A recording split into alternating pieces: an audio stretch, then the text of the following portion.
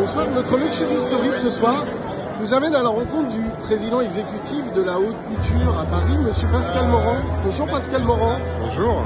Alors racontez-nous ce soir. Ce soir, c'est d'abord, il y a des très bonnes ondes. Exactement. Parce que voilà, le prix de l'Andam, c'est une certaine histoire, il y a beaucoup d'expérience. Ça se passe hyper bien et là, il y a toute la communauté de la mode, de la jeune création et au-delà qui est rassemblée. Donc c'est cool. Alors les ondes de Buren et j'ai envie de dire les ondes de la haute couture. Les défilés se précisent, parlez-nous peut-être haute couture ce soir. De haute couture, oui, de prêt-à-porter des couturiers et des créateurs. Mais là, c'est bientôt la haute couture là, qui arrive. Là, on sort de la Fashion Week Homme. Et c'est toujours l'idée que Paris est la capitale mondiale de la mode. Et il n'y a pas vraiment d'autres secteurs où c'est le cas dans l'économie. La haute couture, voilà. c'est Paris. La haute couture et le prêt-à-porter des créateurs.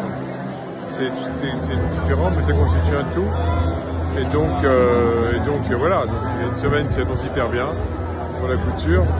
Et puis il faut comprendre que Paris, la force de Paris, c'est un écosystème. C'est un écosystème, la fédération, l'IFM, qui joue un rôle de plus en plus important, les grands prix, donc l'Andam, bien sûr, et d'autres acteurs, avec les grandes marques qui sont également très présentes. C'est une force collective. Vous êtes un de ceux qui avaient voulu un IFM très fort. Oui.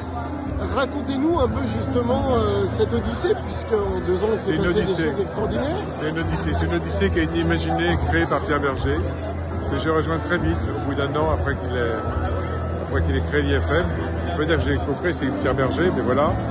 Et c'était l'idée de la formation, voilà, Pierre Berger, oui, parce que les plus jeunes connaissent moins, mais qui a eu un rôle extrêmement important et qui a fondé Saint-Laurent, qui est un grand homme de culture également, avec Yves Saint-Laurent, mais qui avait cette idée, donc avec d'autres. C'est lui qui a incarné ce projet. Il y a Grabat qui a joué un rôle assez très important, qui était que l'information c'était primordial, et 2, qu'il fallait que des personnes qui étaient formées au niveau aussi, donc maintenant c'est très large l'IFM, mais qui venaient, qui étaient dans un environnement différent, puissent se parler, puissent communiquer, partager un langage, partager une même langue, et donc avec un respect de la diversité, un respect de la différence, un respect de l'altérité. Alors, moi j'ai dirigé l'IFM effectivement jusqu'en 2006, mais après, vous avez un professeur. Voilà, plaisir. Et puis après, maintenant